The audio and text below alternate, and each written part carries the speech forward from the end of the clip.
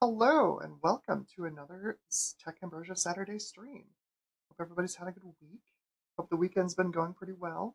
I know it's cold out there this weekend. I know a lot of folks are talking about snow, big time snow that they're getting, and none here, but because it's the desert. But it has been chilly here for sure. Um, so what are we doing today? We are testing some graphics cards, and yes, I said in the thumbnail on YouTube, we're testing AGP graphics cards. And then I go and I put a PCI graphics card in the thumbnail. That one was my, of course that happens. Of course that happens. That was my Matrox Mystique 220, which we are going to be testing today, but is, as you can see, a PCI graphics card, not AGP. I think there were versions of the Mystique made for AGP. I don't have any, but I do have, which we're also going to be testing today, I do have its successor, the G100, which should be very interesting. And you'll see why once we get to these. Let me fix this pile of graphics cards now that's fallen over on me. You know you have too many when they can fall over. Like cards. Or dominoes. That shouldn't happen. Graphics cards are not dominoes. There we go. They just got stuck on each other, that's all. Part of the problem is I have about 6 different things going on at once. I'm working on a recasing project for my Centris 610 because I took it all out of its case. I don't know if you're familiar with the Mac Centris 610, but it's got this just enormous, like really flat but really wide pizza box case. And yeah, it's a pizza box if like you're talking about New York style pizza or an extra large. It's a huge case. It's a huge case. If it's your only computer, right, you put it on the desk, you put your monitor on top of it. It's got enough room in the front for a keyboard. It's great. If it's not your only computer, there's not a lot you can do with it because it's so huge. So I'm trying to recase it into something more compact. And at first I was thinking I might because I crammed all the components together and it got into this kind of a funky shape that I thought might be kind of reminiscent of like a PlayStation 2. So I started like modeling up these fun like vent things here that kind of look like the horizontal stripes on a PS2. But I'm thinking I might go with like a traditional Apple Platinum kind of a look with like the 8mm pinstripes. Um, Only because I think it'd be funny to make a Quadra 620 or something. Like take the Quadra 700 case and like shrink it down by like 75% or like 275% scale, and then put the Centris 610 motherboard in it. That could be funny. So I've been you probably can't hear it, maybe you can, but I've been drawing a roll of color fab. You can see the box behind me right there. That is the RAL 7044, which is a pretty close match to Apple Platinum Beige. I'm gonna try doing some test pieces out of that and see how I get with that. You can see I've got another yellow box in the background there. That's another box of RAL 7044, still sealed. This one very much unsealed, which is why I'm drying it right now. It's got another 12 hours to go. So once the stream is over, I'm taking it out, flipping it over, and putting it in for another 12 hours. So hopefully it'll be nice and dry when I want to go print with it. Because I will tell you, out of the box, it doesn't print great. It is runny. It is just kind of a pain in the butt to print. So anyway, that's what's going on in my life. Also, some good news. So the next game stream is next Tuesday.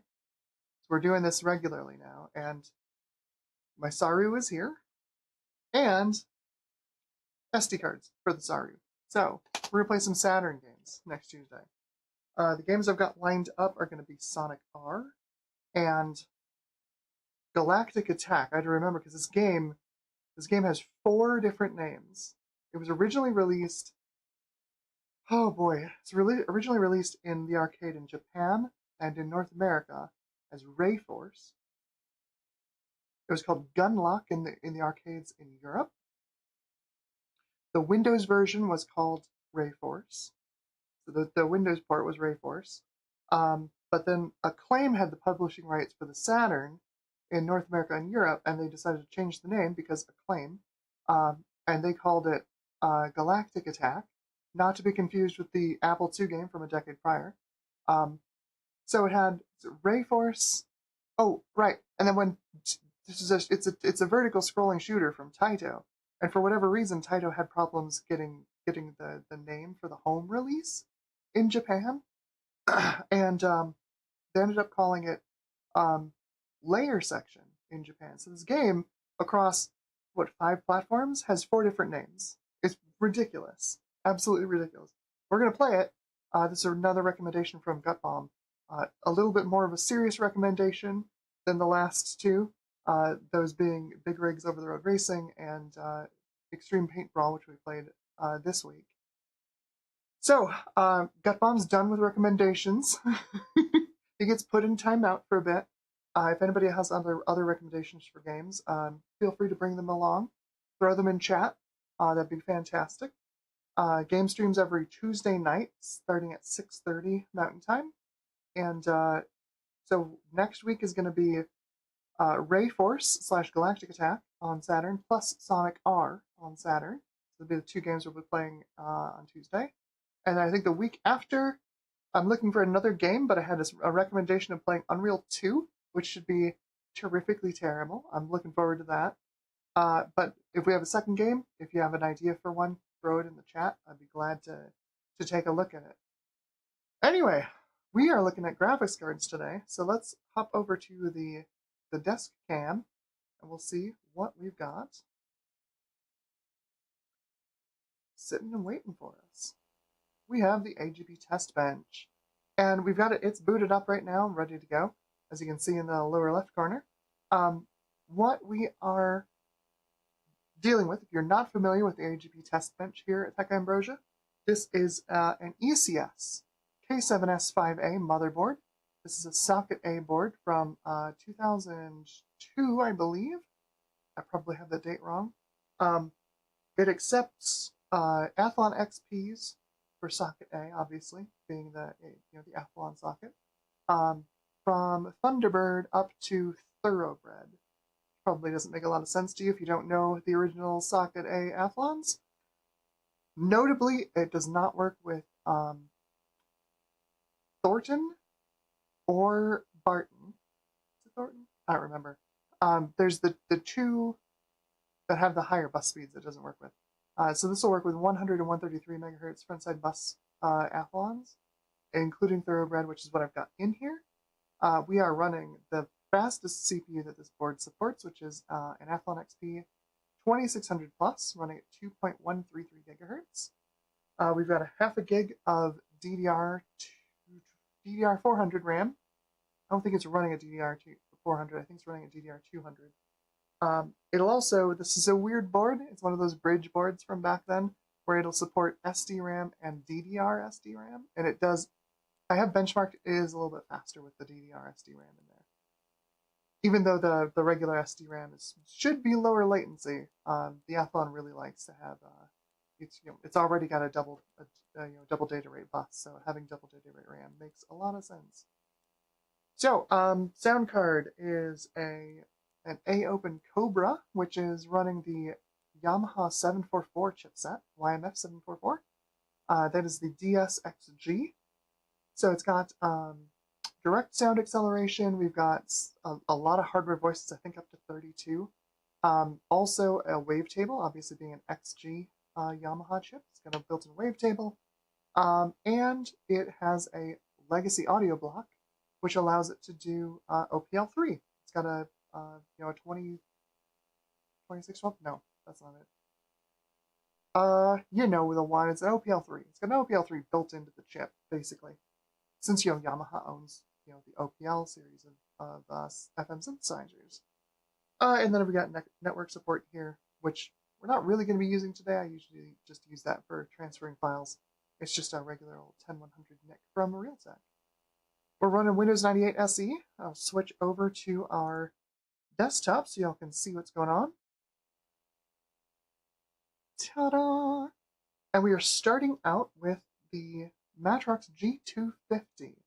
The G250 is a rev of the G200, which is a pretty familiar architecture if you know anything about Matrox cards. Prior to the Parhelia, it's basically just one pixel pipeline, one texture mapping unit. It's capable of doing multi-texturing in software, so you can tell it's a multi-texture. It will take 2 cycles to do it if you're doing 2 textures. It only has one texture mapping unit, but it does support it. But I think it is technically a DX5 card. Clock speed's pretty okay. Let's run some Everest on here and see if we can detect the clock speed on it. It is a little bit faster than an original Voodoo. Of course, this was released way, way, way later than the original Voodoo. Let's see, GPU. What do we have? Yeah, like that 105 megahertz GPU clock. Technically, that is twice the speed of an original Voodoo. Does this run twice the speed of an original Voodoo? It's pretty close, honestly. It's not bad. That's a pretty decent little 640 by 480 graphics card. But yeah, that is our first card. It does obviously work. We've booted into Windows successfully. So one of the fun things about this is when it launched, G200 didn't technically support OpenGL. There wasn't an OpenGL ICD provided by Matrox for it. So I believe Matrox actually shipped a Direct3D to OpenGL wrapper with the original driver, which was awful. This is actually running a later driver, and it does have native OpenGL support. So like we run Quake 2 here, which is of course an OpenGL game. You can see if we go into video settings. And yes, we've got sound again. I fixed the sound. It's probably super loud, I apologize. Let's see if I can turn it down a little bit for y'all. Hopefully that's better. But you can see we are running default OpenGL 640 by 480. Works like a charm.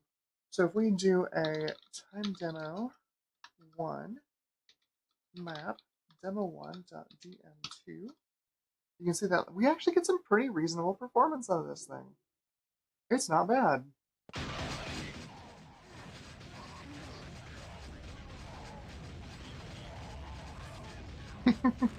So while this is running, let's say hi to chat. We've got a bunch of folks in here. Hello, hello, hello. So look at that, 51.9 FPS. Not bad, not bad. Oh, Trina says, you know my suggestion. Yes, Trina suggested an Atari 7800 game, which I have not tested my 7800. I don't even know if it works yet. We've got Samsung Simp is in here. Hello, welcome. Samsung Simp says, remember to repaste. A lot of these don't even have heat sinks. Like this one doesn't have a heatsink on it. 1bit is here. Hello, 1bit. Hello. Asmodeus is here. Landslide, yes, exactly. It's my house of cards. My dominoes fell over. Bruce Lee is here. Hello, welcome to the stream. Good to have you here. What else have we got? Bruce Lee says, I played the PC version of Sonic R on a Pentium 90 with an S3 video chip, software rendering. Interactive PowerPoint, anyone? That sounds awful. And also probably something I would have done back in the day had I not owned a Saturn. Because I was certainly doing that with Quake. I had an S3 Virge back in the day, and I was like, I tried everything in my power to get it to run in hardware acceleration mode on the Virge, and it just wouldn't do it. Wouldn't do it. Couldn't possibly be because of the 2 megabytes of RAM, or maybe the fact that the Virge was terrible. Dave is here from Dave's Vintage Apple Tech. Hello. Welcome to the stream, Dave. Trina's also here. Hello, Trina. Procon's Tech Center. Greetings from Edmonton. Love the legacy gear. We're all about it here. We are all about the legacy gear here. Bruce Lee says, could you boost your mic gain a bit? Boosted it last time we were live, and I think I think the battery in this thing is dying, so I will fix that by next stream. But yes, I can give myself another boost here. We'll go up 1 more decibel to 8 decibels gain. Hopefully that's better. Procon says, can you run 3D Mark 2001 SE? Yes, actually. I don't have it on the machine. I've got 3D Mark 2000 installed. Bruce Lee says your game sounds good, but your voice is low at times. Yeah, I'm pretty tired, I'm gonna admit. I did sleep okay last night, but I've been fighting a headache for like the last 18 hours. So I'm not 100% today, and I apologize for that.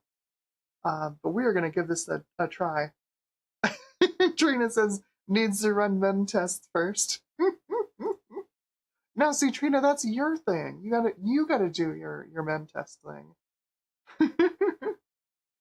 All right, we've got folks over on Twitch as well. Hello, hello. Such Distant Stars is here. Hello, welcome to the stream.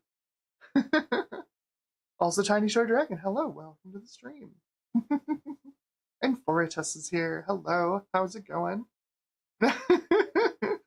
Now this is the kind of Foritus says. Now this is the kind of speedrun I like. Yes, we're doing some benchmarks and testing.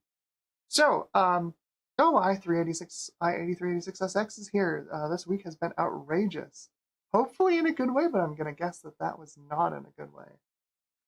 Anyway, you can see we have a perfectly usable OpenGL driver now with the G250. Let's see if we can torture it a little with some Quake 3.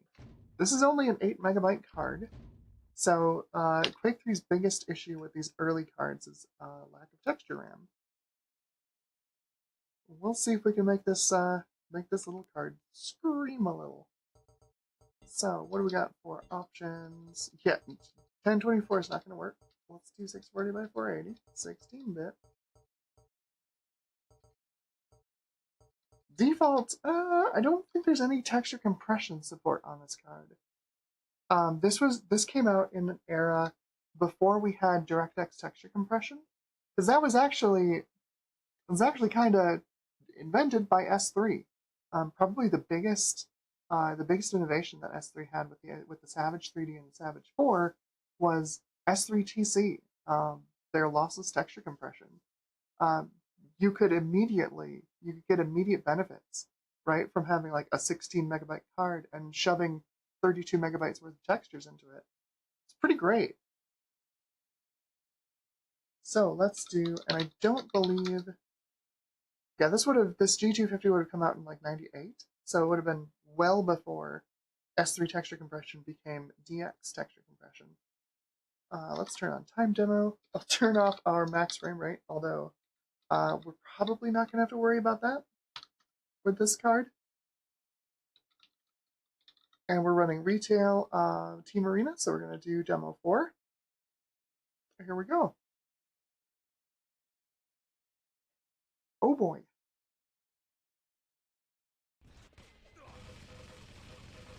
That's not the worst, honestly.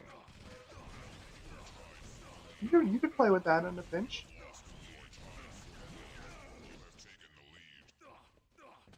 It definitely starts to fall apart when it's got more than one texture. I mean, the whole game is more than one texture, but like you saw with like those blood splats. that one pixel pipeline starts screaming in agony.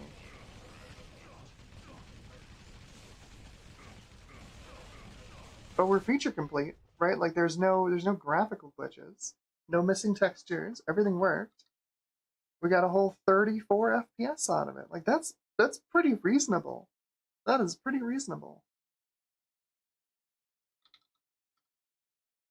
Not bad, not bad, not bad. And then we've got Expendable for testing DirectX. Expendable is a DirectX 6 game, which is kind of fun because you can test it on like DirectX 7 cards like the GeForce 256, and the hardware transform lighting has no effect on it. It's entirely fill rate. It's great.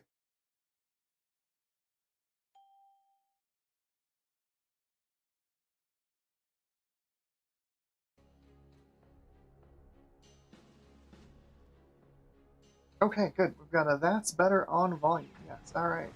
I am definitely going to replace the battery in this microphone after stream.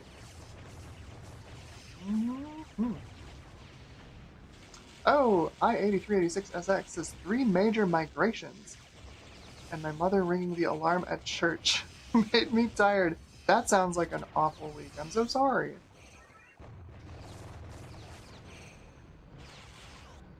Yeah, there you go. Yep.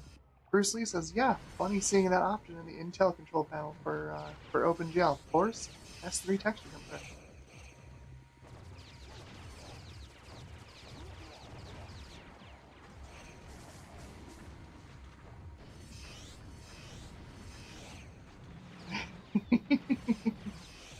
yeah, no, the GMA 950 was a piece of work. A piece of work. Not necessarily in a good way. But you can see, like, this runs, you know, DirectX stuff just fine. No problems here. And even though we're running at 16-bit, you know, 16-bit color depth, image quality looks great. That was kind of a hallmark of, you know, the Matrox cards for a long time. Now we're going to step back in time one generation, and I'll show you what Matrox image quality looked like before the G200. I think you'll agree that's a little shocking.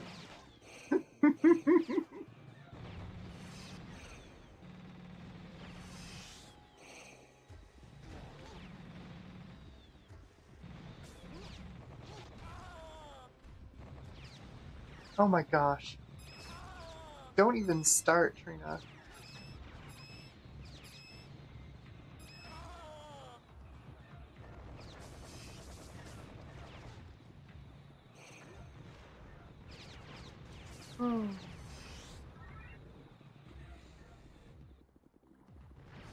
Oh wow.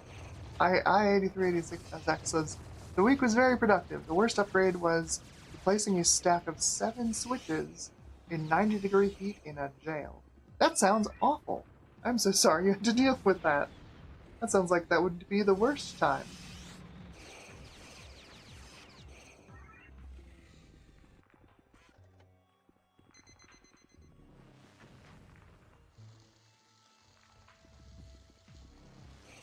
It's funny when people talk about cards that are necessary, you know, that are desirable for building a retro system like this. Like this, no one talks about a G200 or a G250, right? Like a G250 is just a die shrunk G200. It's a little higher clock, but like nobody talks about using one of these. And you can see like it's running this just fine. And this is exactly like how you would have experienced it back in the day.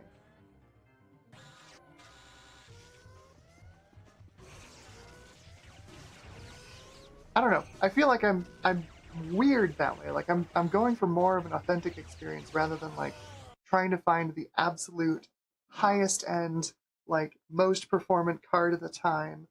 Like I'm looking for something that gives, you know, the truest feeling of being there, you know? That's not a bad score. 55.5 FPS. That's not bad. Not bad at all. It's important to know, like with a 2.2 gigahertz Athlon, that we are not CPU bound in the slightest here. But Matrox's drivers were generally pretty okay, honestly, for most things. So, not really a big deal. You know, it it wasn't a Radeon. Oh boy. All right, so let's take a step back in time to the G100. You might think, by the way that Matrox named its card, that it's just, you know, maybe a lower clocked G200. Maybe it runs at 50 megahertz instead of 100 megahertz. No.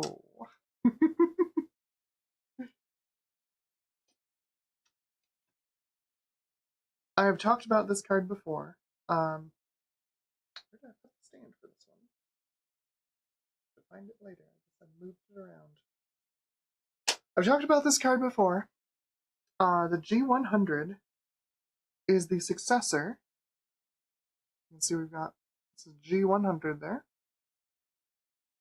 It is the successor to the Mystique, the original Mystique. Now, Matrox used the names Millennium and Mystique pretty much interchangeably for years. Originally, Millennium was their high-end 2D workstation card. And then they came out with the Millennium 2, which got the graphics core, the 3D graphics core from the Mystique, which basically just made it a Mystique with a better RAM DAC on it so it could run at higher resolutions. And then they made the Mystique 220, which basically took the Millennium 2's RAM DAC and stuck it on this card. So, like, what is even the point of a Millennium 2 versus a Mystique? Who knows? But this thing, the G100, is the actual successor to the Mystique. And the reason this is important, you'll see in a moment. Let's put it in here and I'll boot it up, you can see.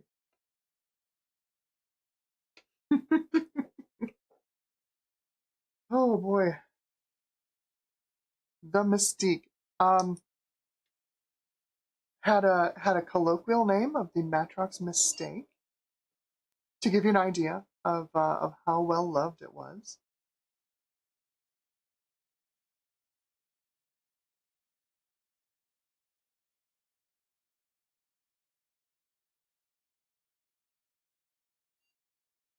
Hey, Pixel Pipes is here. Hello, welcome to the stream.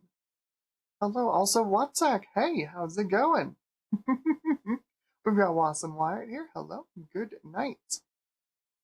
Good to see ya. Procon asks, how old is that system and is it even memtest stable? Asking for a friend. This is pretty old. It's pretty old. Like I said, I think this board came out in 2002. I'd have to double check. It is the ECS K7S5A. The non-pro version. Looks like I have had this card in this machine before, so I just found the drivers. Is it memtest stable? I'm actually not sure. I haven't run it through a memtest, but it's been perfectly stable for all the cards that I've tested in it. And I've tested a lot of cards in this system. A cheap Athlon Barton would be a late Sempron. It's a rebrand. Yeah, it is. The reason this doesn't support Barton is because of the bus speed. This will only go up to 133 megahertz frontside bus, so 266 DDR. And I think Barton starts at 333.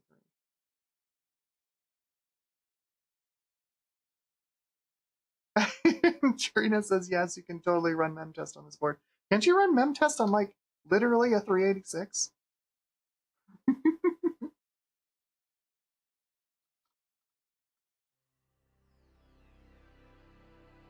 Alrighty. We are in. I'm going to do a quick auto adjust on the graphics here. Scalar. Ta-da! There we go. Okay. So now we are running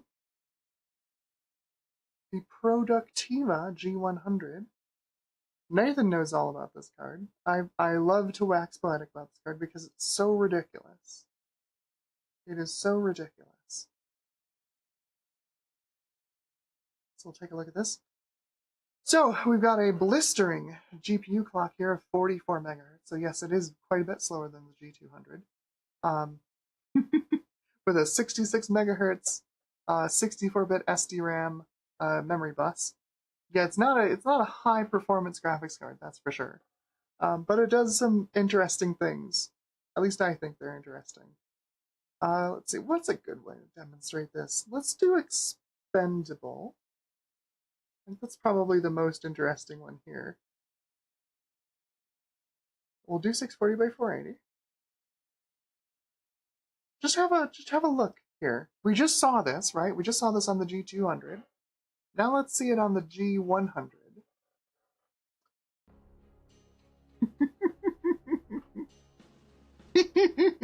Nathan says, it's your fault. I know about this card.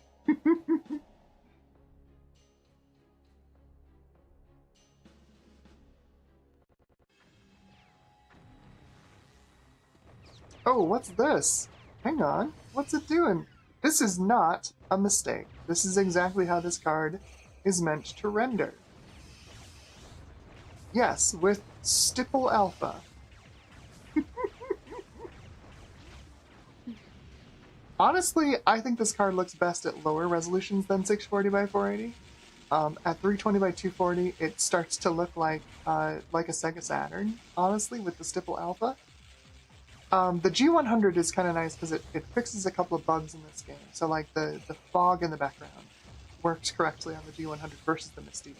The Mystique does this as well. This is not unique to the G100. The Mystique does this. The Millennium 2, which has the Mystique's graphics core, does this as well. This is just a thing that early Matrox 3D cards did. And I mean, I say early, but like Matrox was making 3D cards very early in the game. And their very early cards couldn't even texture map. So like this was already a pretty big improvement over those very early cards. But of course, this released the same year as the original Voodoo. So you can imagine how well it sold. Well, not this one, sorry. The Mystique released the first, the same year as the original Voodoo. This was the follow-up. This came out just a little bit before the Voodoo 2, to give you an idea of how far behind Matrox was in 3D card race. Now, to be fair, literally 1 month after this launched, the G200 launched, which is why I'm pretty sure, despite the name, G100, G200, I don't think their graphics cores are related in the slightest. I'm pretty sure they were working on the G200's core in parallel to the crazy improvements they were making to the Mystique's core to make this card. And you can see, like, we've got a couple of features here. Obviously, the most obvious being stipple alpha, but also there's some hardwired texture transparency. I believe we've got palletized textures. I think that's why it's doing that. So I think full black in the texture map turns to transparent, which is why we can see through some of the ground textures.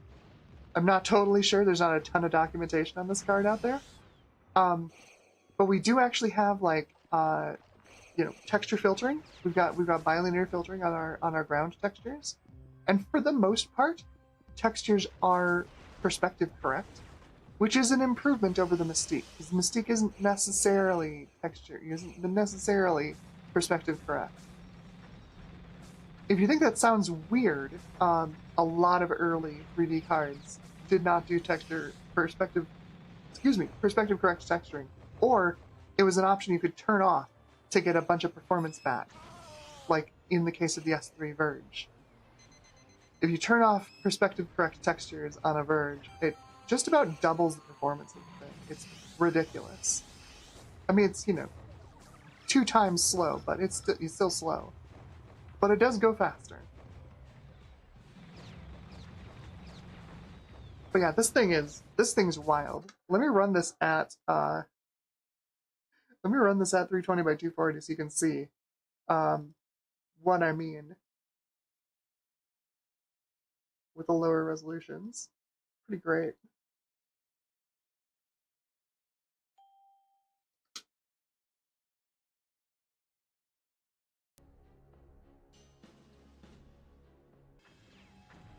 There we go. Yeah, that's more like it. Look at that. I love this. Oh.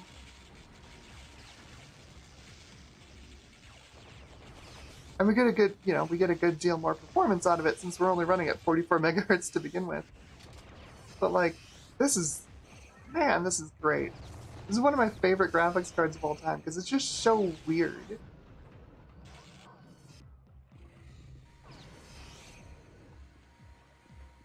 Hey, Ron is here from Ron's Computer Videos. Hello, welcome to the stream, Ron. You've entered witnessing one of the weirdest cards in my collection, the Matrox G100. This is running hardware acceleration, by the way. I know it doesn't look like it, but it is actually hardware accelerated. This card is working 100% correctly.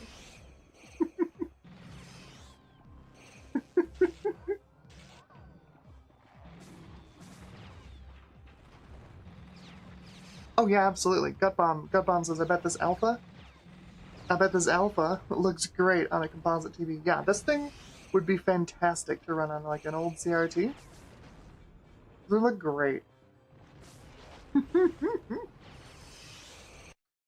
So let's do, let's try Shogo on this. Which is funny, because, like, Shogo in software rendering will do stipple alpha. So if you send it to hardware rendering on a Mystique or a G100, you still get the stipple alpha. So, like, what actually changes? This should also get us the colored lighting, though. So we'll see if it actually does it.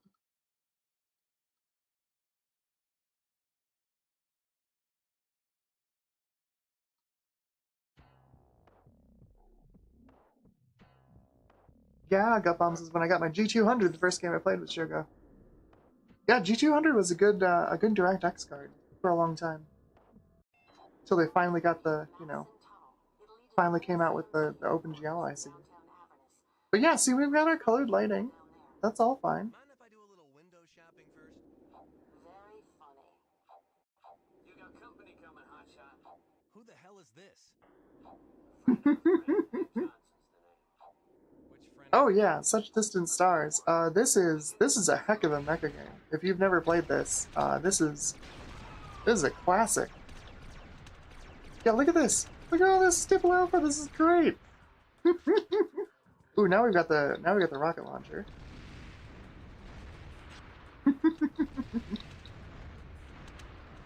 Not just regular missiles, but Macross style missiles. It's more like a missile shotgun. But yeah, like we get bilinear texture filtering. No actual transparency. Stipple alpha everywhere. But like this one, unlike Expendable, we get various levels of stipple alpha. Instead of everything just being, 50% transparent. This is great. So like a lot of games back then, the software renderer won't do colored lighting. Half-Life was really the first time you saw a software renderer like do colored lighting in software rendering. So a lot of these games, if you ran in software rendering mode, you'd lose your colored lighting. So a good indicator that you're running in hardware acceleration is you've got colored lighting, and we've got colored lighting. So despite the weird transparencies, we're definitely doing hardware accelerated rendering here.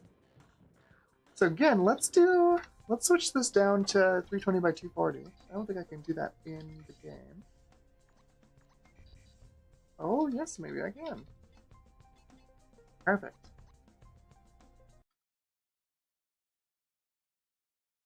Awesome. Let's do a quick adjust on the scaler. Please figure it out. Oh, it's not going to figure it out. Okay. Darn. But now, yeah, we've got more frames. We've got less pixels.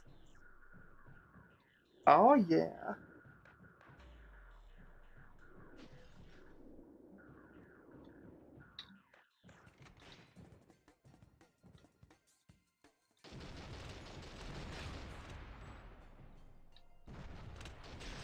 Oh man, you can't see anything through that smoke. Stipple alpha smoke is brutal.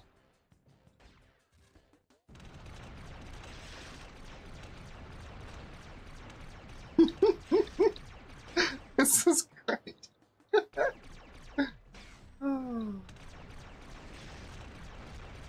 Oh, this is so stupid. I love this so much.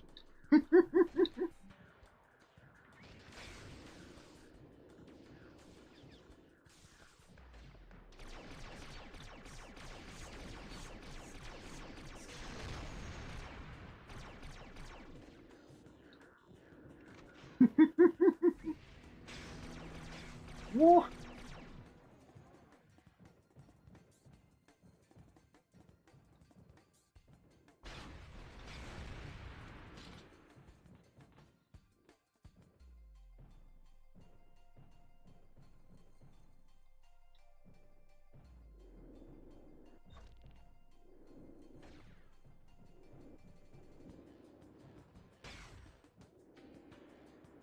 This is great. I love this. Oh.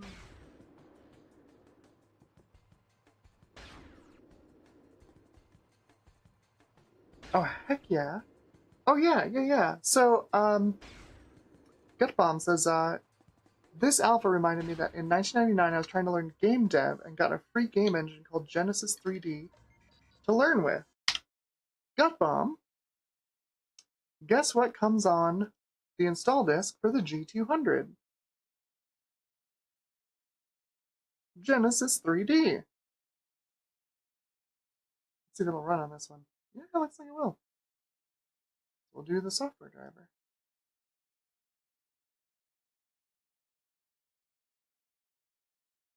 There you go.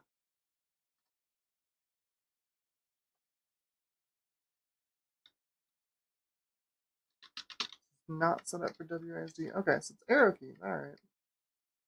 Well, that's cool. So this engine does do colored lighting and software render, which is pretty great. Like I said, that is a rare thing. Half-Life did it and Unreal did it. But like Quake and Quake 2 did not have jump in this. Did not have colored lighting in their software renders.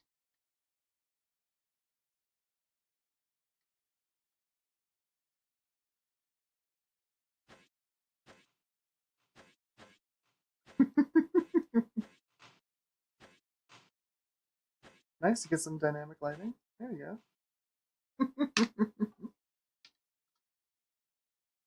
I'm surprised that came on.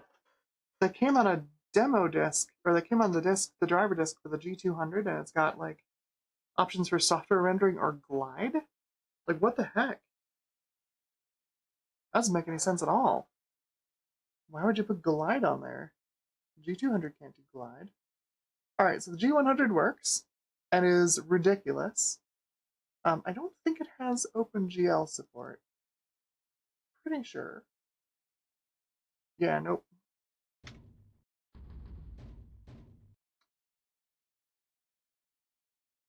Nope, no OpenGL support.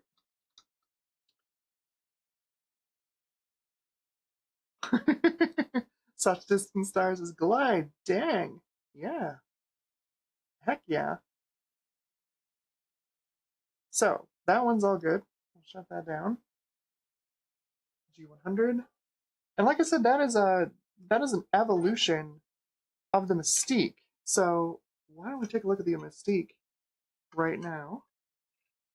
Very similar, except that it does not have multi-texturing support. Believe it or not, the G100 has multi-texturing support. And it also doesn't do hardware texture filtering. Where is my G100? Where is my G100? Or my Mystique? Here's my Mystique. The Mystique. So this one has your normal Matrox part number. 1064 is a Millennium, 1164 is a Mystique. And again, this is PCI instead of AGP. My bad. We'll throw that in there.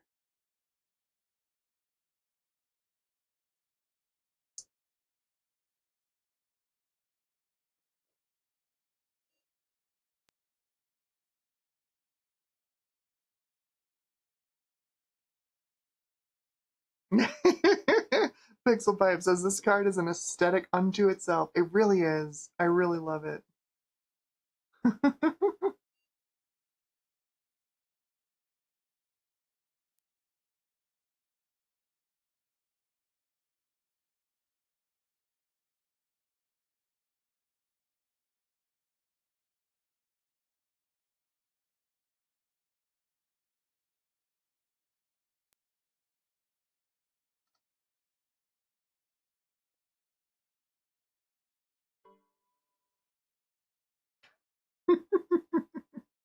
File being copied is older. You want to keep this file? No, let's copy the older ones over.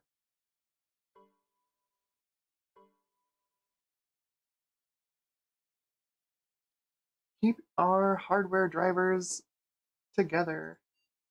Don't want to mix versions.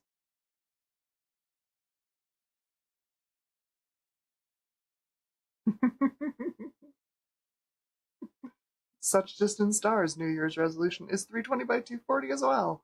Perfect.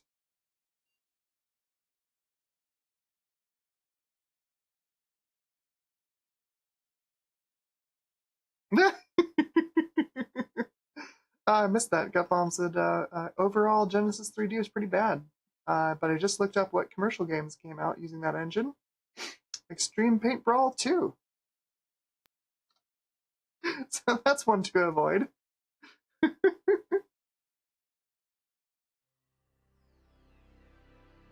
Alright, and here we are on the Mystique. Technically Mystique 220. I don't think this driver understands that, though. Let's see. Does Everest see this card?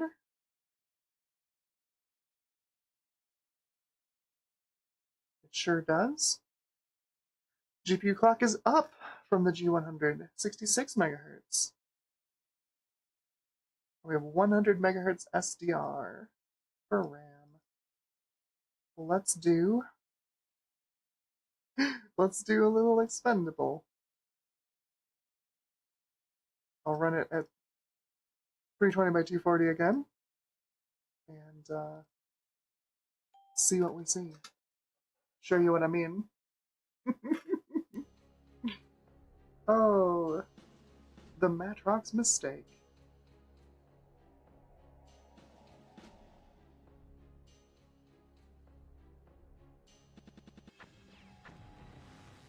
So you can see immediately, again, we've got the stipple alpha, and we've got the hard-coded texture transparency. But also, yeah, there's no texture filtering. We're doing point sampling of textures, which honestly, kind of love.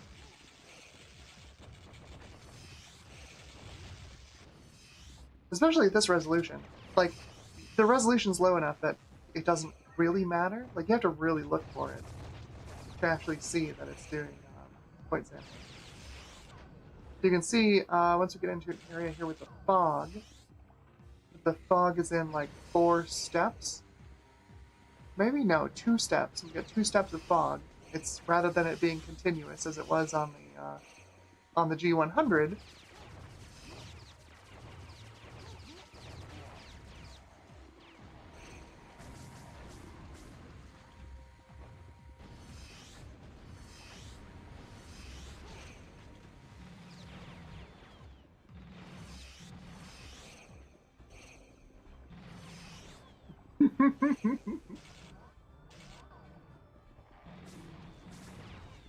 Interestingly, such distant stars, this game also released on the original PlayStation.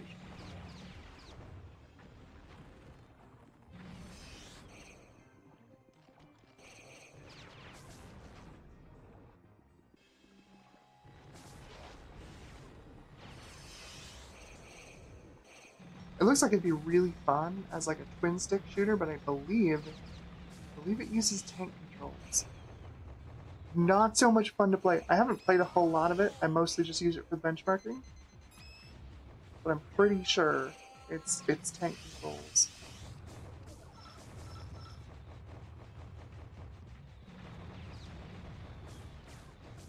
But yeah, the lack of fog rendering really becomes evident out there on the water. Because you get a lot of pop in. Oh, and our demo has desynced. Alright, time to quit that demo. But yeah, that's the Mystique. The Mystique is an aesthetic. It really is. See if it'll run Shogo. I don't know if it will. Direct 3D, we'll do 240p again. Oh boy, yeah, it's a little worse for wear on the Mystique. Oh boy.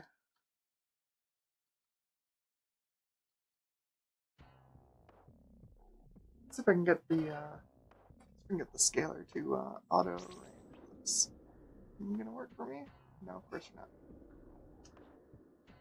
Alrighty. Oh yeah, nope. That's not happy. We're just gonna have no textures.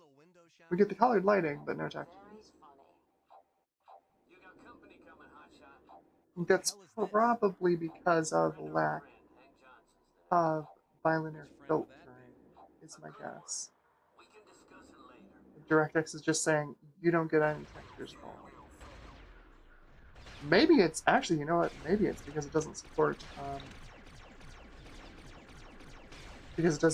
multi-texturing. So the textures we get are just the light maps. Actually, I don't think there are light maps. No, that's vertex lighting. You can see it warping around as we move. So I don't know. I don't know why. Oh, we got our missile. Let's see what missiles do. Oh, that's awful. This is like trying to play anything on an S3 Verge.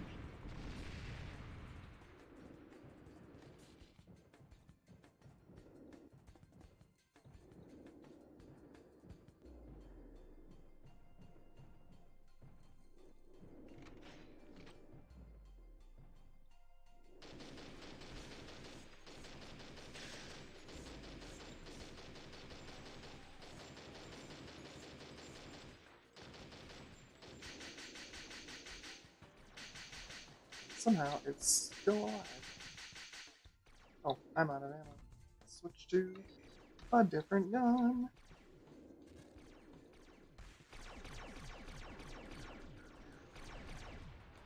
That's more like it.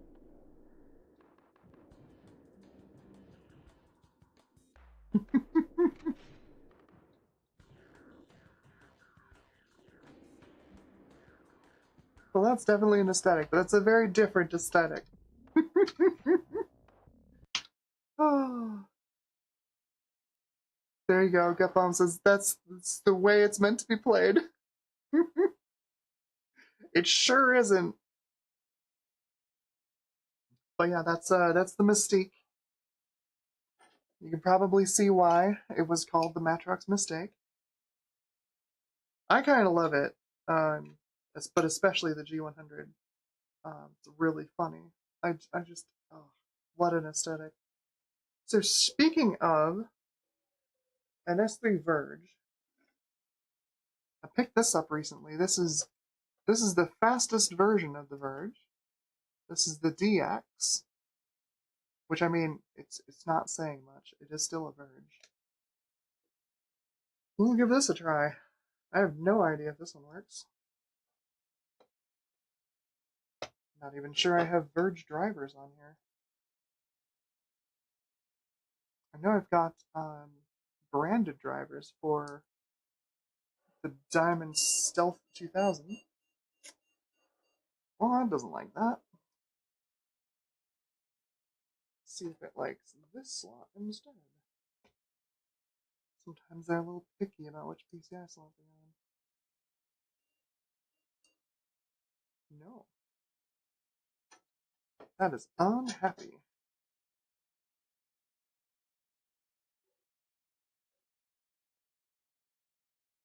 This edge connector looks real bad. Let me grab a paper towel real quick.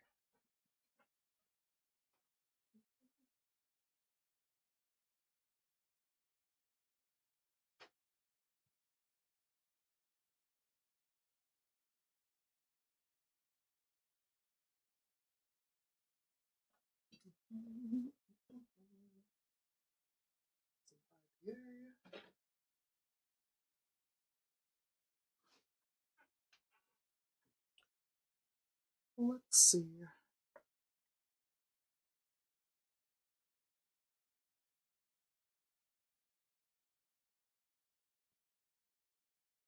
Give these contacts a quick clean here. They look pretty rough.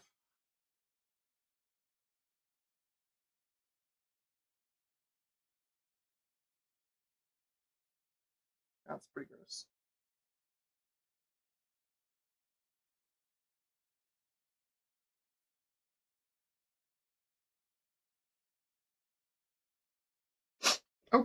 Okay, let's see if this works at all.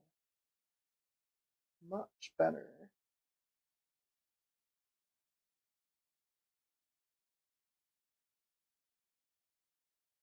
Yep, all those are in. Don't see any solder issues. Come on, baby. The downside to buying 30-year-old graphics cards is sometimes they don't work.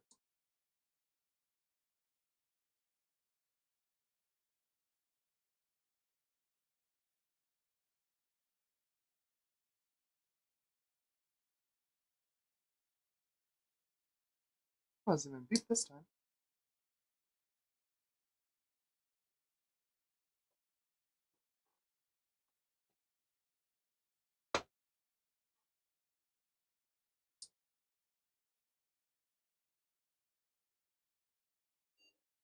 There we go.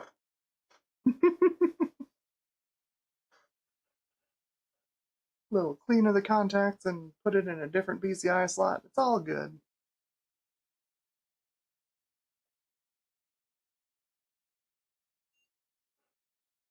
Now, do I have drivers on here for this? It's a great question.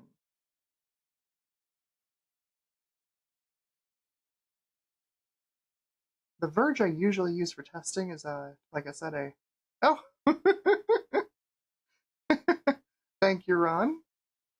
Ron just put in a 99-cent super chat with a grinning imp emoji. I love it.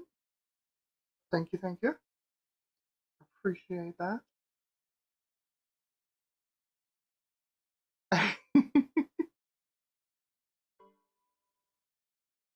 Oh, we've got a driver. All right, cool.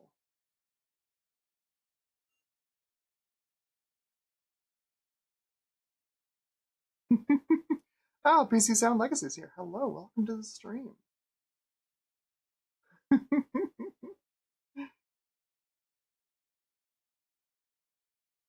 It definitely does.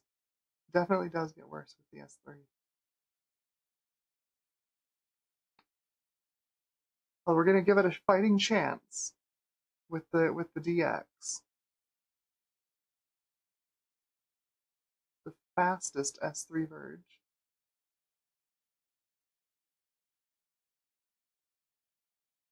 That's like, you know, saying you own the fastest moped. It's still a moped.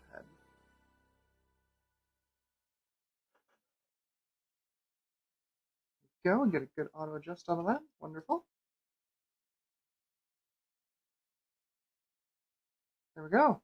Virge DX. Lovely. Let's see what Everest says.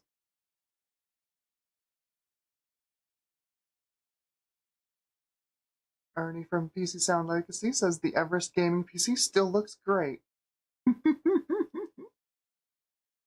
So we've got a GPU clock of a whole 40 megahertz. Synchronous RAM also running at 40 megahertz. Oh boy. Let's see. Let's see how bad it is. Will it even run expendable? That is my question. Do I even try and run it at 640 by 480? I'm not even going to try. We'll stick with 320 by 240. Will it run?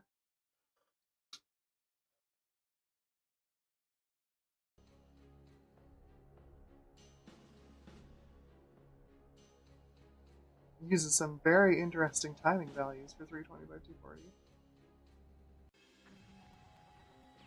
Oh, baby. That's a Verge, alright. Oh, God.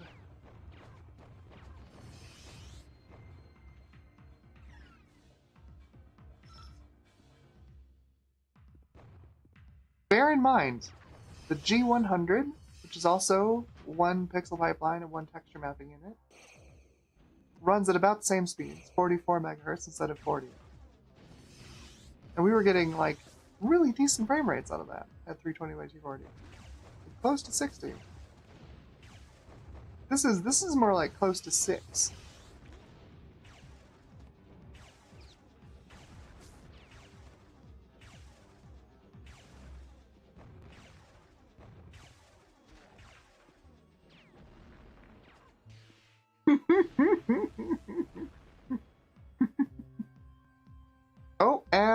crashed. Good, good. Yep, no, this is exactly... it's exactly my memories of trying to game on a Virge back in the day. Good. I mean, it technically works. I think that's as far as I'm going to test the Virge. That's just awful. I know I did show last time when I ran a Virge that if, technically speaking, if you turn off a bunch of features like perspective correct texture mapping and bilinear texture filtering, that the Virge starts to become somewhat comparable to other graphics cards that are using those features. It's just kind of a pathetic architecture overall. So you know what? Let's jump ahead in time.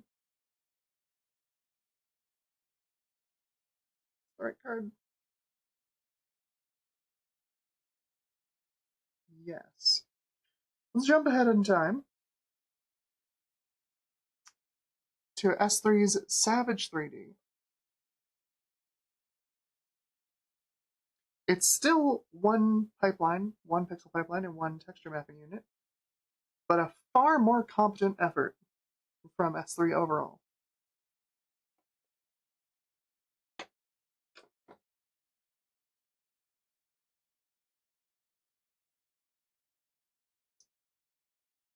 And to make sure this is my Savage 3D and not my Savage 4. Savage 4 is basically the same thing, it just runs a little faster.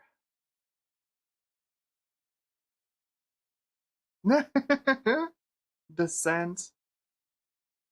Yeah, Gutbomb says I literally could not see a difference between a regular Descent and a Virge Descent. Yeah, yeah.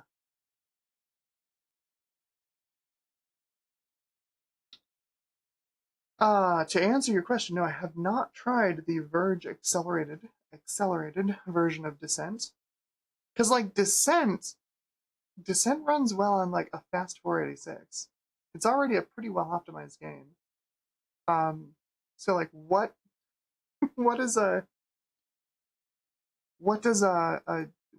Virge even bring to the table? Like, with bilinear texture filtering? Oh shoot, I don't have drivers ready for this one. Let's see if I've got these in my install directory. We've got some fun gamma on this card. Let's see, drivers. Savage 3D.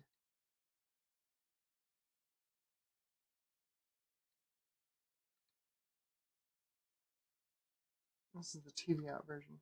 Okay. Oh, good. Engineering release drivers.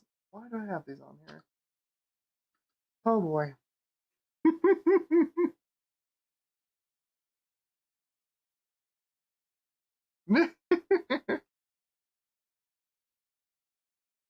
So the Virge did not have the Metal API.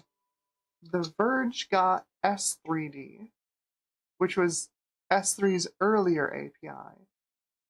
And then the bug fix to the Virge, the Trio 3D, was able to use Metal. And then, you know, the Savage 3D, Savage 4 used Metal. Because of course, S3 had different APIs. I think honestly, I don't know a lot about the internal workings of the Virge, but I'm pretty sure, given how much performance you can get back by turning off things like perspective correct texture mapping and bilinear texture filtering, it's not just limited by its texture bandwidth, by its memory bandwidth. I think it's also maybe partially programmable, and turning those off frees up resources for other things for the card to do, like, you know, rendering pixels, clipping polygons, stuff like that. I think, because like the Verite was that way. The Verite was very programmable, and that was kind of the way that the market was moving.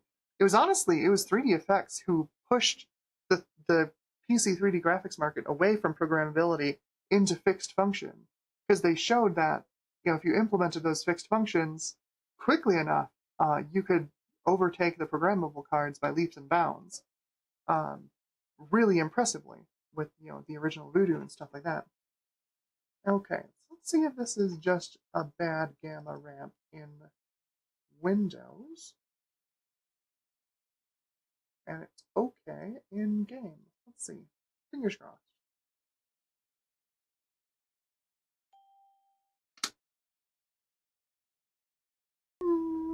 That's still a little brighter than it should be.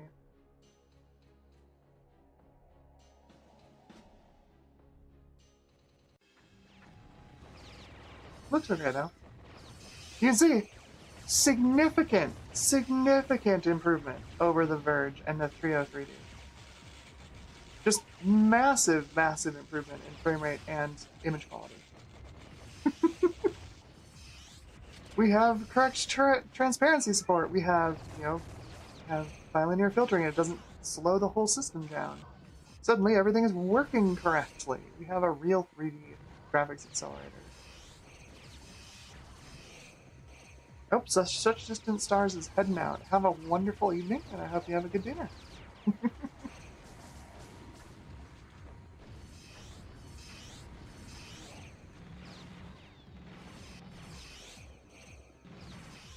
Yeah, Nathan says I like the Savage 3D. It's a competent architecture. The only problem with it is that it arrived so late. So late.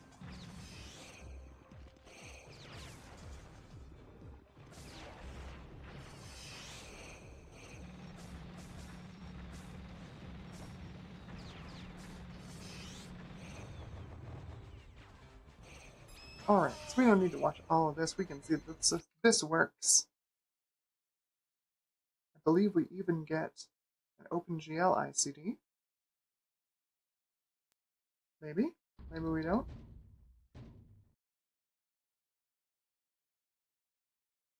Oh? We do! Wonderful.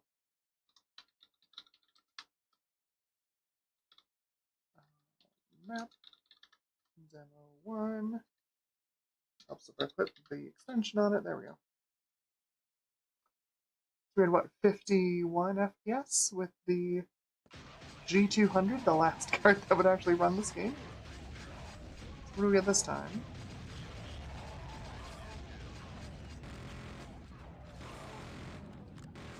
Other than the weird brightness issue, like, image quality is great. They're 43 FPS. Which, I mean, versus a G200, that's not amazing, but, coming from the S3 Virge, that you'd need a wrapper to run this game on, and it still wouldn't run correctly, and you'd still get 10 FPS. We're doing great! Doing great! Let's see what our clock speed is. I don't remember. Hey, Everest. 110 megahertz. That's not bad. That is quite a bit faster, I think, than the G200, if I remember correctly. I don't remember what the G200 was running at. But, yeah, we're definitely not as fast. Overall. Not too bad. Not too bad. So that is the Savage 3D working. So that was S3's attempt at a redemption arc. The problem is that the Savage 3D released so late in the game. I think it was second half of '98 that the Savage 3D came out. The Voodoo 2 had been out at that point, because Voodoo 2 launched early in '98, and once the Voodoo 2 was out, good luck. You're talking similar amounts of pixel pushing horsepower on a Voodoo 2, and then you have the 2 texture mapping units. So multi-texture games, which most games at the time were doing 2 texture maps, one for the texture on the polygon, and then one for the shadow map. Having that hardware multi-texturing was a godsend. Okay, we're gonna try something. I'm really hopeful that this one works. Pretty blue PCB. This is a recent acquisition, and it's looking a little rough. Not gonna lie, looking a little rough. I'm hoping it works. Seems to have taken a little damage in transport.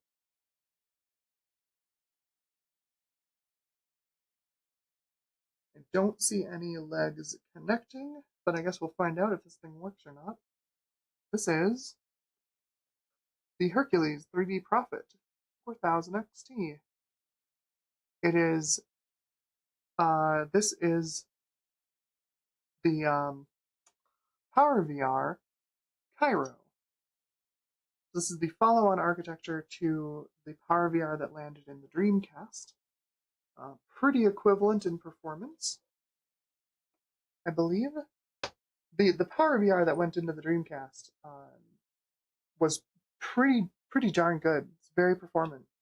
Cairo was close. It wasn't quite as fast. I think Cairo 2 is a little closer to the Dreamcast's performance level. But this is the cool thing about a PowerVR is that it uses hardware deferred rendering. What it does is it breaks the scene up into tiles and renders each tile once it has all of the information about the scene.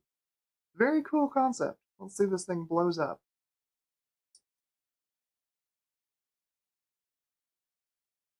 Hopefully not. Hey!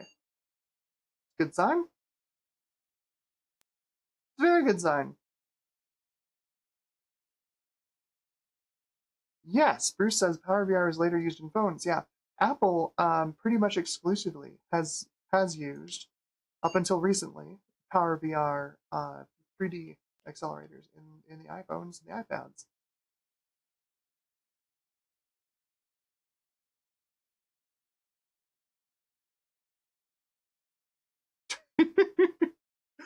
Michael Harbuck says, I bet you're good at math. I'm terrible at math. I'm absolutely terrible at math.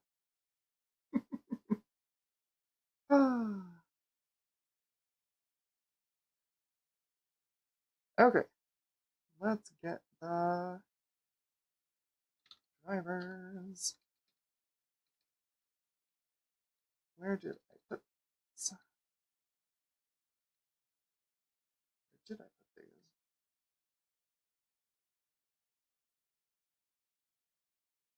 Did I unzip these anywhere? No, I didn't. Okay.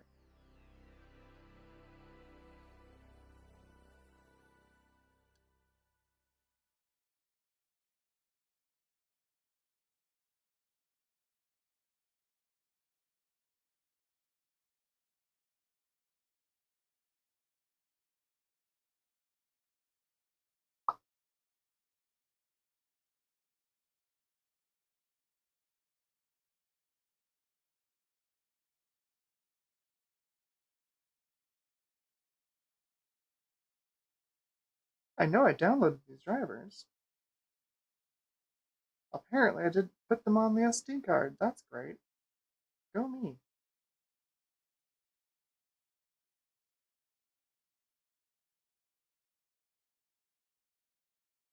Huh.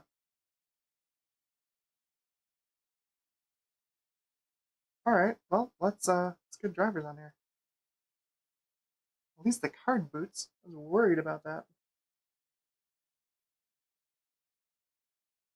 Shouldn't take long. I've got these in my download folder on this machine. Good lord. Stream's going well. Let's see. Install drivers. Downloads folder. PowerVR. So I've got 2 versions of it.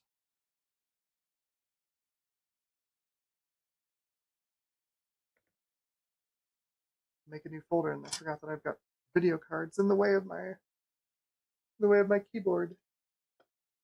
It's difficult to type.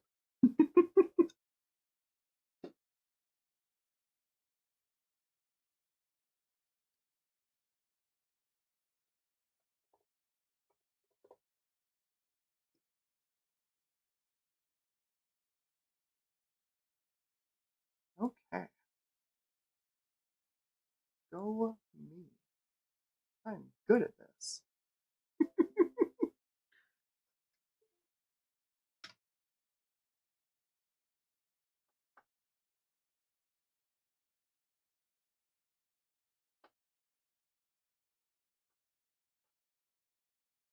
Alright.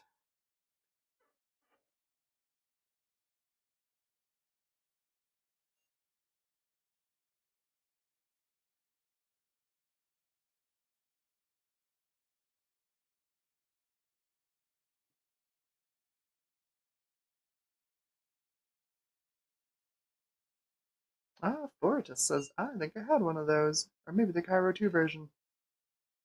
They played so much Mech Warrior. Yeah, the Cairo 2 I think was more popular because it was a little more performant. Um, they really marketed the Cairo 2 as more of a value card. Because, weirdly, being, a fourth or fifth ran in the video card space, it was difficult to get traction on selling a random graphics card to people.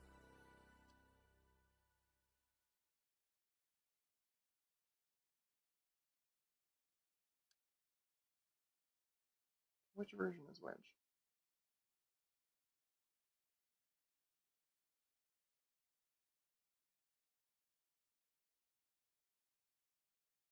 Let's do that one.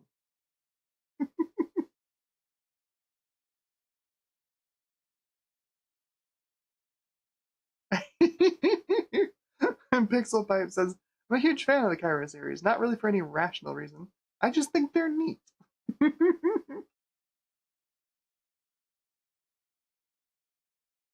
They're cool. Like it's not often that you get to use a really actually different, like substantially different architecture from a substantially different company. There we go. It sees it. Good. And like there was a lot.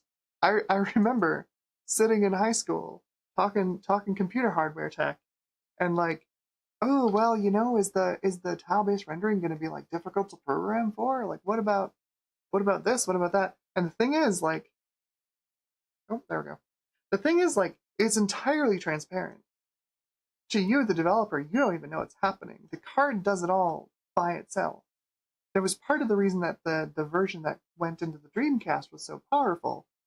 It was able to process smaller tiles and more of them at the same time, which meant that it could process more complex scenes. And that was all, it did it all on the hardware. The developer didn't really see it at all. Which, when NVIDIA releases a slide deck slandering your card, you know you've made something good.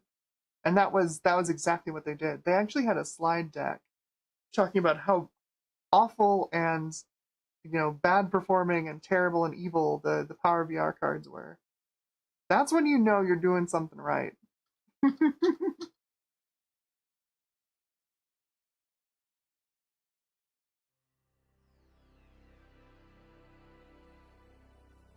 Yes. Bruce Lee says, then there's XGI, which I think is Sys, yes.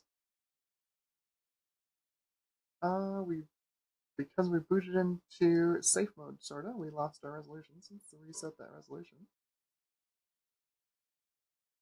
There we go. Lovely. Well, let's run something. Let's run Expendable. Let's see how it runs. I have not tested this card in the slightest.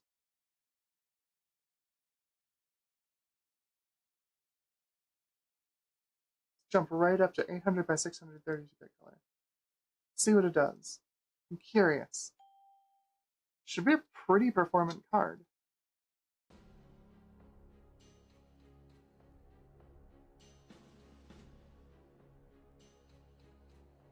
Yeah, we've got a Hercules 3D Prophet 4000. Oh yeah, look at that. She fast. Nice. That's great.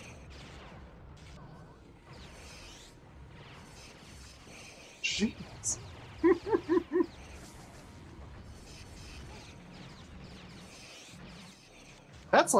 that's like a competent 3D card.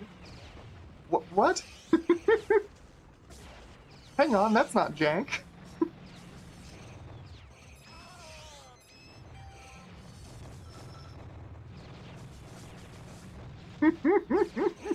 Pixel Pipe says, "Oh yeah, now I remember why I love them." Yeah, this is nice. This runs really well. Jeez. And like this is the low end one, right? This is the 4000, not the 4500. This is the original Cairo, not the Cairo 2. It's not bad. That's not bad at all. Image quality is great. Performance is phenomenal.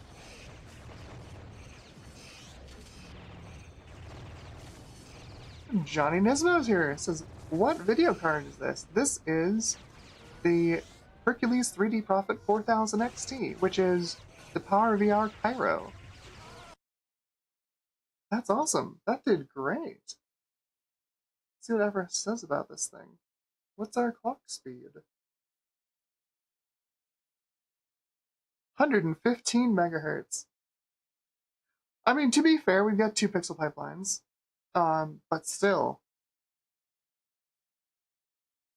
That's cool. That's cool stuff. Man, oh man. That's great. Good. Good stuff. See how the OpenGL runs on this. This is too much. This is gonna be too much game. Not too much game. It's gonna be not enough game. Let's do 10.1. Probably gonna run into CPU limitations on this one. 1.dm2.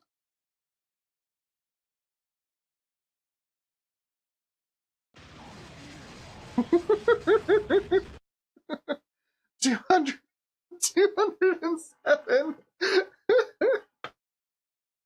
Well, it beats the G200 by just a tiny margin.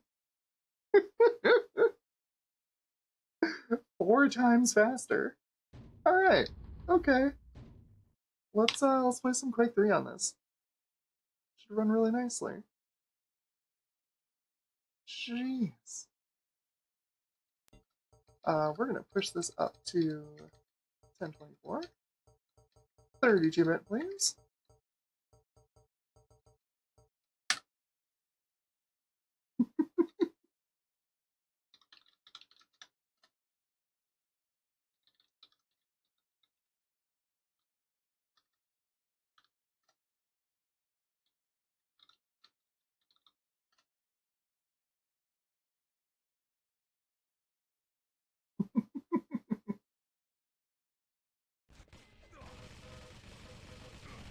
Nice.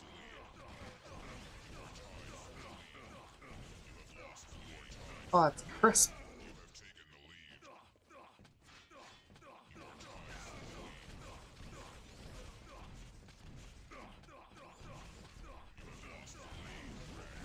Not bad at all.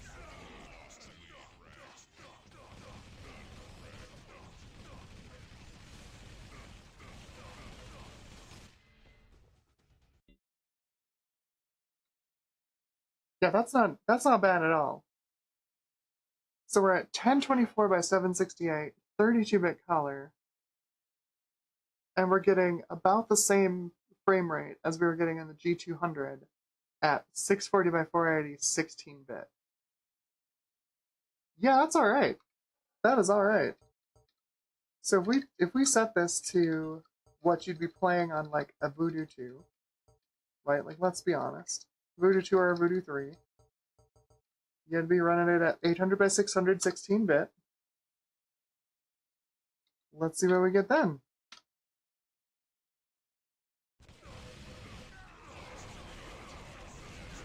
That's speedy. She's speedy.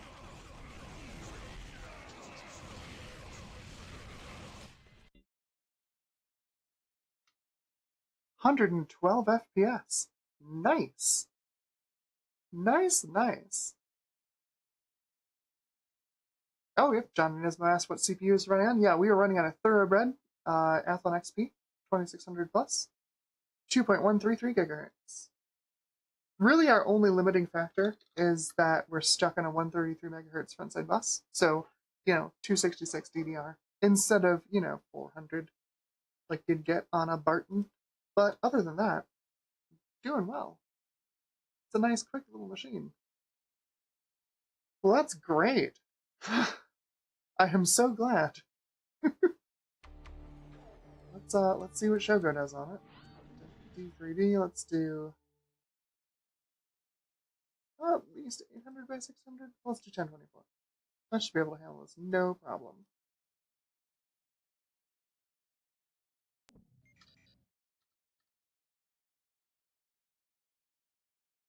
Looks a little bit better than the Mystique. We have textures this time.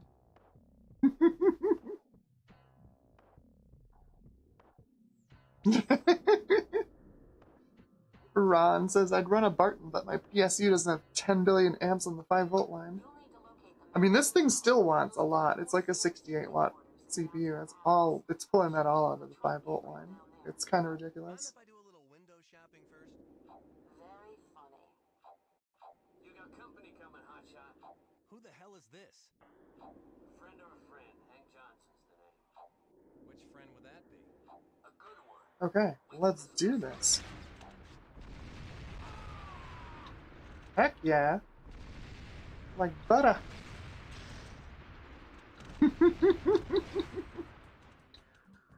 Beautiful. That's not bad at all.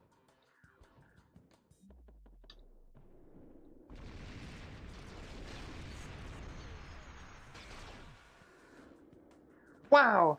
That's the quickest I died. Runs pretty well though. That is nice. Not bad at all.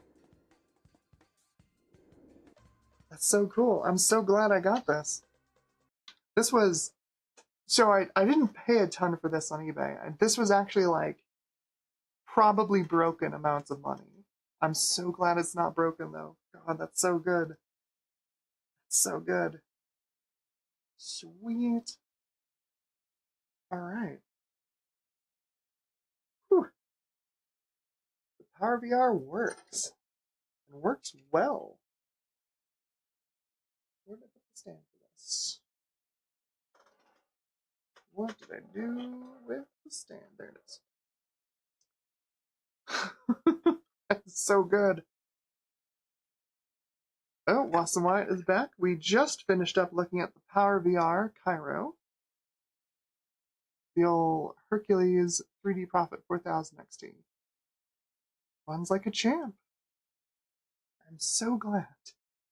Like, seriously, this was the amount of money that they wanted for this on eBay was like, does this actually work? It says it works. Does it actually work? Oh, what else we got? Oh, yeah, here we go. Let's do the successor to the Savage 3D, the Savage 4. This is a Savage 4 Pro. A lot of these that you'll find online are going to be the Savage 4 LT for the laptop chip. It's mostly the same. It just runs at a lower voltage. Sometimes, though, they like to pair kind of garbage memory with them. This one is an actual Savage 4 Pro, which is nice. Make sure this thing works.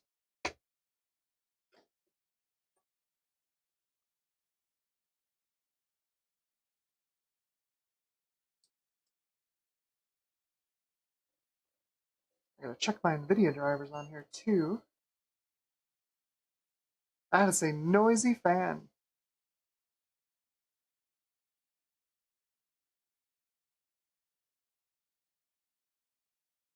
The fan does not sound happy.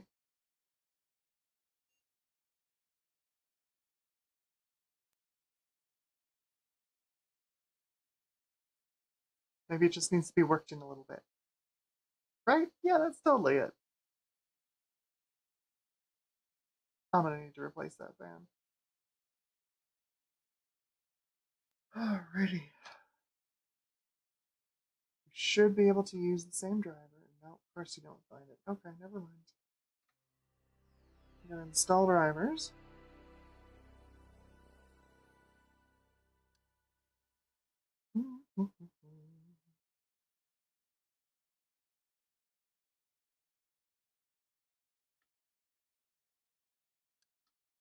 These are the final Savage 4 drivers.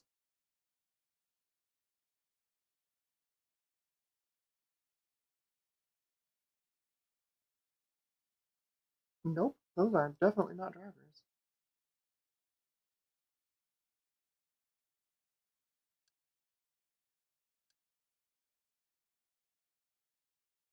Unless... Oh, I know what's going on here. Most of the driver files are hidden. Because of course they are.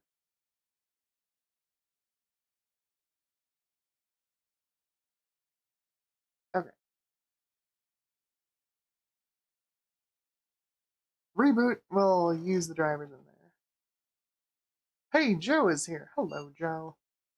Joe says, I'm watching from Linux. I'm so sorry. Congrats on your Linux audio working. That's a feat in and of itself.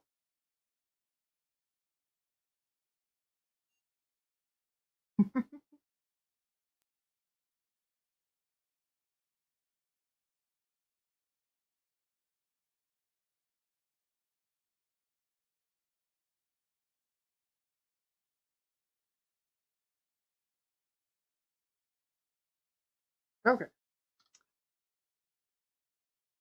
Unzipped drivers. Let's go put them in here.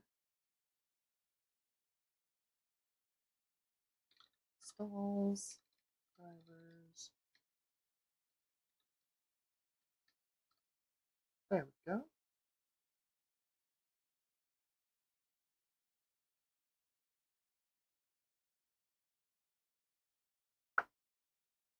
Ta-da!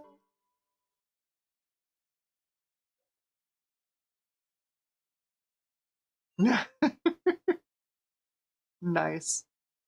Joe says this laptop on Linux with a 25% slower processor is better at YouTube than a MacBook Pro 2013. That's saying something. Yeah, that's probably it. This machine has a much slower screen resolution. I mean, who knows? Are you using H.264 for YouTube? Can sometimes help. Oh, the MacBook Pro on the same Linux distro. That's really interesting.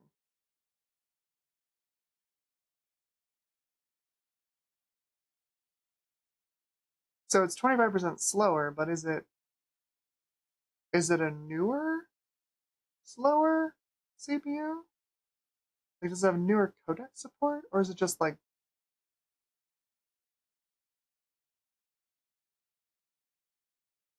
Uh-oh.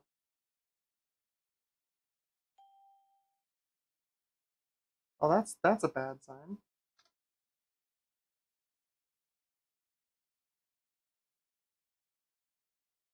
We suddenly have no video output.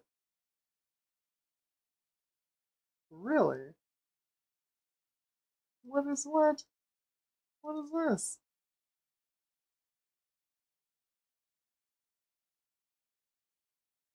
Hmm. It's gotta be drivers. Alright. Well, reboot. We are going to safe mode. Oh, it's always something.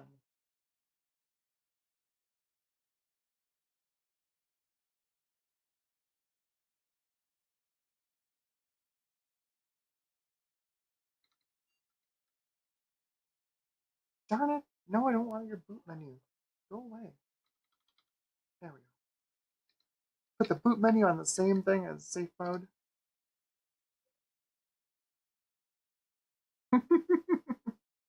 Reflect, repent, reboot.